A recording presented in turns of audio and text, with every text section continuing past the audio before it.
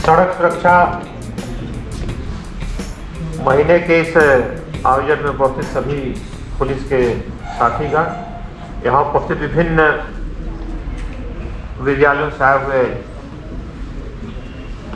उत्साही बच्चे और उनके शिक्षकगण, हम जानते हैं कि पूरे देश में सबसे ज़्यादा अगर कोई अननेचुरल डेथ की सबसे बड़ी वजह है तो वह वजह सबसे बड़ी एक्सीडेंट है। हर साल किसी भी शहर में जितने लोग हत्याओं से अपनी जान गंवाते हैं उससे लगभग 5 से 6 गुना लोग एक्सीडेंट से उसी शहर में जान से हाथ धो बैठते हैं। और ये लगभग हर बड़े शहरों के लिए ये पैमाना लगभग 4 गुना से 6 गुना के आसपास है। इससे हम समझ सकते हैं कि ये कितना भयावह हमारे लिए कितनी बड़ी चुनौती है। और मुख्य तौर पर उस दिशा में कि भारत में जैसा कि एक आप बता रहे थे कि 1% यहाँ का जो वाहनों की संख्या है वो 1% है, लेकिन यहाँ पर जो एक्सीडेंट की संख्या है 11% है पूरी दुनिया में। और अगर हम घनत्व को देखें तो घनत्व बहुत ज़्यादा है। सबसे ज़्यादा जो रोड एक्सीडेंट का जो इलाका है वो साउथ ईस्ट एशिया है। साउथ एशिया मुख्य तौर पे सबसे ज़्यादा जहाँ रोड एक्सीडेंट होते हैं। यूरोप में और अमेरिका में इसकी संख्या काफ़ी कम है।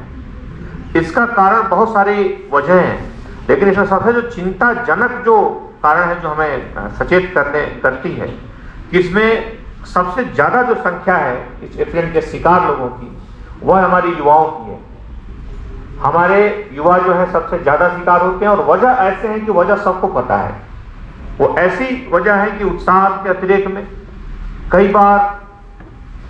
बार उनको इस बात का पता नहीं कि उत्साह में वो क्या कर रहे हैं, चाहे वो तेज गति से वाहन चलाने की बात हो। हम जानते हैं कि पिछले दिनों कई लोगों की तेज गति में वाहन वगैरह पिछले 1-2 सालों में देखें तो कई ऐसे बच्चों की हम लोगों ने न्यूज में पढ़ा होगा जो पूर्व क्रिकेटर थे मोहम्मद अजहरुद्दीन, उनके बच्चे के रोड एक्सीडेंट में बड़ी दुखद घटना हुई। वो लगभग 12-14 लाख की बड़ी अच्छी मोटरसाइकिल थी, लेकिन बच्चा उत्साह में स्पीड पे कंट्रोल नहीं कर पाया।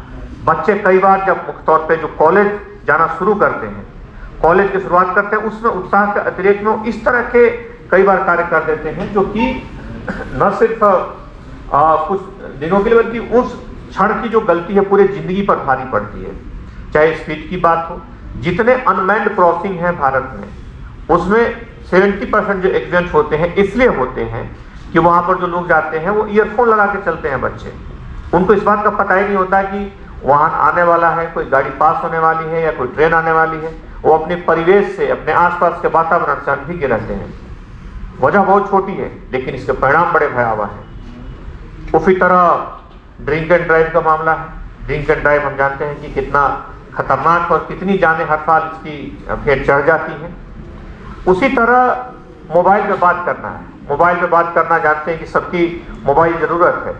हर लगभग कॉलेज जाने वाले बच्चे के पास, अधिकांश बच्चों के पास मोबाइल होता है, लेकिन उस मोबाइल के अगर उपयोग में हम सावधानी न रखें, अगर हम वाहन चलते हुए अचानक मोबाइल में बात करना चाहें, शायद उस समय हम नहीं समझ पाते कि इसके क्या भयावह परिणाम होंगे। लेकिन जैसे ही हम शुरू करते हैं और हमारा ध्यान थोड़ा सा भटकता है, सड़क पर अंधाधुंध वाहन चलते रहते हैं, थोड़ी सी चूक होती है और उस चूक में हम अपनी जान गंवा बैठते हैं।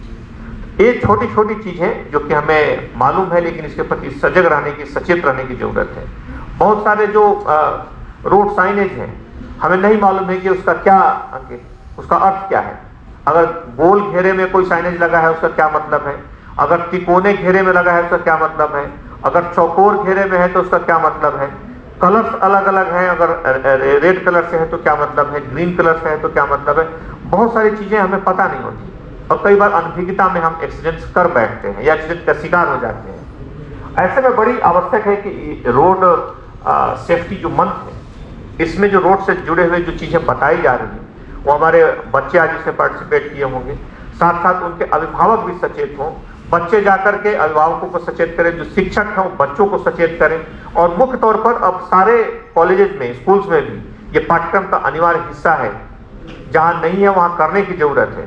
क्योंकि यह ऐसी चुनौती है जो किसी भी दूसरी चुनौती से बड़ी है और हर बच्चे के जीवन से जुड़ी हुई चुनौती है। इसलिए इस महीने का जो आयोजन किया गया है उसमें बच्चों का सबसे ज़्यादा पार्टिसिपेशन का ध्यान रखा गया है। चाहे उनकी, क्योंकि बच्चे बड़े इनोवेटिव होते हैं, नए नए ढंग से, नए नए तरीके से वो नए ऐसे चीज़ों को सोचते हैं जो सिर्फ आम जीवन में हम अभ्यस्त हो चुके हैं और हमारा ध्यान नहीं जाता।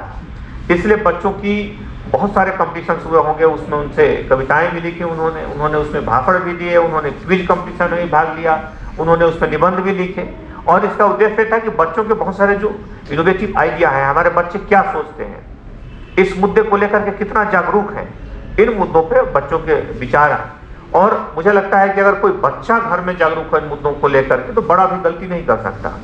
अगर कोई बच्चा अपने निकलते हुए पिता को टोक दे कि आपने हेलमेट नहीं पहना, तो पिता फिर दोबारा गलती नहीं करेगा।